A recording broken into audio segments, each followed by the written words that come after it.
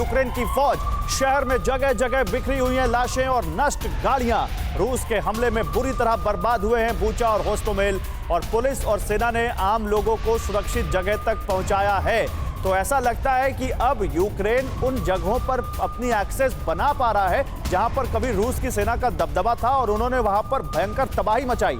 देखिए, पुलिस और सेना ने आम लोगों को सुरक्षित जगह पर पहुंचाया है और अब बूचा और होस्टोमेल, जो कि कीव का एयरपोर्ट भी है, वहां पर यूक्रेन की फौज पहुंच चुकी है चप्पे चप्पे पर। कल हमने आपको खबर दी थी कि कीव से अपने आप को बैक किया है रशियन आर्मी ने और वो अब ईस्टर्न यूक्रेन की तरफ फोकस बढ़ा रहे हैं। और इसी बीच अब बूचा और होस्टोमेल से यूक्रेन की फौज के वहां पर पहुंचने के और अपने कब्जे में लेने के की खबरें और शॉट्स आ रहे हैं। इस बीच सी ऑफ ओडेसा से जुड़ी एक बड़ी खबर। यूक्रेन के ओडेसा में रूस का मिसाइल से हमला। रूस ने ओडेसा में दागे 6 से 8 रॉकेट। मिसाइल अटैक से ऑयल रिफाइनरी आग की लपटों में घिर गई। ब्लैक सी से रूस ओडेसा पर लगातार बम बरसा रहा है। ब्लैक सी में रूस की एक बड़ी फ्लीट खड़ी है, वॉरशिप्स खड़े हैं जिनसे लगातार हमला कर रहा है ओडेसा पर रूस। और देखिए, ये है ओडेसा की तस्वीरें। बहुत खूबसूरत शहर कहा जाता है ओडेसा, जिसको नष्ट करके रख दिया है, तबाह करके रख दिया है रूस ने। ओडेसा पर आप देखिए, ये एक समुद्र के किनारे बसा हुआ यूक्रेन का शहर जिसको तबाह करके रख दिया रूस ने। मिसाइल से वहां पर अटैक किए हैं और उसी की तस्वीरें, ऑयल रिफाइनरी में आग लगने के बाद कैसी वहां पर तस्वीरें उठी हैं, तस्वीरें दिखी हैं, कैसा धुआं उठा है। एक और बड़ी खबर, ट्रांसपोर्ट के लिए एम्बुलेंस का इस्तेमाल कर रही है यूक्रेन की फौज। यूक्रेन के सैनिक अब एम्बुलेंस में बड़े बड़े बम ले जाते दिखे हैं। तो एक टैक्टिक हो सकती है रूस के खिलाफ यूक्रेन की सेना की। रूसी फौज पर सुसाइड अटैक करने के कयास लग रहे हैं और इसीलिए अब एम्बुलेंसेस का इस्तेमाल करा जा रहा है यूक्रेन की सेना की तरफ से, जो बड़े बड़े बम ले जाते दिखी है इन एम्बुलेंस में।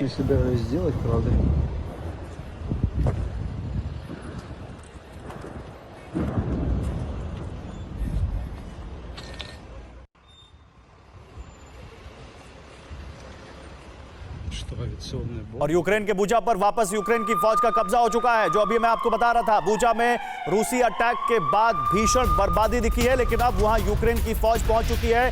सिटी मेयर ने कहा, लाशों से सड़कें पटी पड़ी हैं। शहर में 300 लोग सामूहिक कब्र में दफन किए गए हैं। यह है बूचा की तस्वीर। देखिए, बूचा, होस्टोमेल, ये कौन सी जगह है? ये राजधानी कीव के आउटस्कर्ट्स हैं। आप इरपिन, बूचा, होस्टोमेल, ये सब वो जगह थी जिसको घेर के रखा हुआ था रूसी फौज ने और कीव की तरफ प्रेशर बढ़ा रहे थे, लेकिन वो कीव में दाखिल नहीं हो पाए। अब वो वहां से भी पीछे हटे हैं और वहां पर यूक्रेन की फौज घुसी है। और यूक्रेन की फौज के घुसने के बाद जब वहां एक्सेस मिला है जर्नलिस्ट को, तब ये तस्वीरें आ रही हैं जो बता रही हैं कि कितनी भयंकर तबाही मचाई है यूक्रेन में रूस ने। इस बीच एनरहोदार में रूसी फौज से बहादुर यूक्रेनी महिलाएं भिड़ गई। महिलाओं ने रूसी फौज से एनरहोदार छोड़ने को कहा।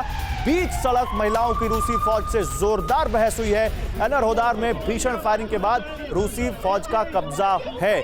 हमने आपको दिखाई थी एक तस्वीर, जैप्रोजिया में एनरहोदार पड़ता है, जहां पर कैसे हैंड ग्रेनेड और फेंके थे रूसी फौज ने प्रदर्शनकारियों पर, आम लोगों पर, और फायरिंग भी की थी। और वही देखिए यहां पर कैसे एक बार फिर आम महिलाओं पर रूसी फौज ने अत्याचार ढाया है और उन महिलाओं ने रूसी फौज से एनरहोदार छोड़ने को कहा है।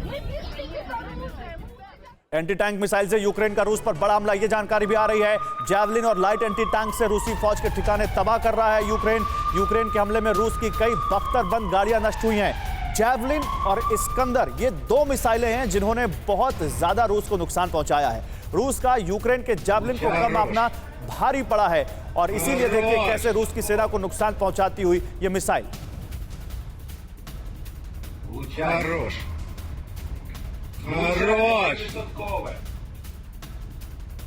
और जनरल शंकर प्रसाद हमारे साथ हैं। जनरल शंकर प्रसाद, 40वें दिन अगर यह युद्ध जा रहा है तो जाहिर सी बात है अब रूस ने कुछ तो यहां पर खोया होगा, लेकिन मैं आपसे जानना चाहता हूं कि क्या आप इसको रूस का टाइगर मूव मानते हैं जब वो कीव से अपने आप को पीछे ले जा रहा है, या आप मानते हैं कि नहीं, रूस ने अपनी रणनीति, अपना फोकस चेंज किया और अब उसका फोकस केवल और केवल ईस्टर्न यूक्रेन है?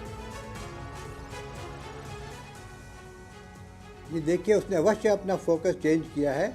उसने अपने टारगेट्स को रिकैलिब्रेट किया है, उसने ट्रूप्स टू टास्क को रिकैलिब्रेट किया है, उसने अपने नए ऑब्जेक्टिव्स को देखा है, नए ऑब्जेक्टिव्स के ऊपर वो जोर लगा के कर रहा है।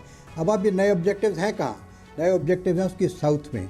साउथ में वो चाहता है कि किसी प्रकार से इनको सी रूट की बिल्कुल फैसिलिटी ना मिले, सी रूट उनके लिए बंद हो जाए। इसी वजह से सी के जो आसपास ओडेसा है, खैरसोन है, मारियापोल है, इन सबको वो कब्जा करना चाहता है। दूसरा वो उन पर, हाँ, उमर पर दूसरा ये कह रहा है वो कि जब तक अमेरिकन इंटरेस्ट को मैं अपने कब्जे में नहीं कर लूँगा, माने कि जो उनकी वहाँ लेबॉरेटरीज चल रही हैं जहाँ पर उनके केमिकल और बायोलॉजिकल की रिसर्च हो रही है, उनको अपने कब्जे में नहीं कर लूँगा, तब तक मैं अपना काम जारी रखूँगा। तो ये मानना है कि युद्ध चल रहा है, उसमें यूक्रेन फौज का नुकसान हो रहा है, उसमें रशियन फोर्स का नुकसान हो रहा है, लेकिन सिविलियंस मारे जा रहे हैं यूक्रेनियन।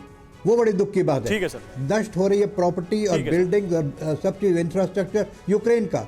तो रशिया का तो सिर्फ फौज लड़ रही है, तो ज़रूर इसमें लड़ाई चलती रहेगी जब तक कि यूक्रेन नहीं मानेगा, या जब तक रशिया अपने जो टारगेट्स हैं उनको पूरा कब्जा नहीं कर लेगा, तब तक वो चलता रहेगा। ठीक है सर, आप रहिए मेरे साथ। एक और बड़ी खबर, यूक्रेन के रक्षा मंत्रालय का रूस पर बहुत बड़ा आरोप।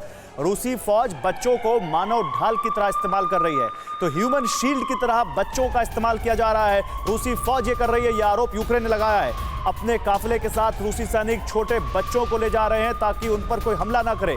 यूक्रेन के रक्षा मंत्रालय के प्रवक्ता कर्नल अलेक्जेंडर का यह बयान है। यूक्रेन में रूसी फौज पर दरिंदगी और लूटपाट के भी आरोप अब लग रहे हैं। रूसी फौज ने वहां पर मानवीय हदों को पार कर दिया है। परवाह देश की, सोमवार से शुक्रवार रात 10 बजे TV9 भारतवर्ष पर।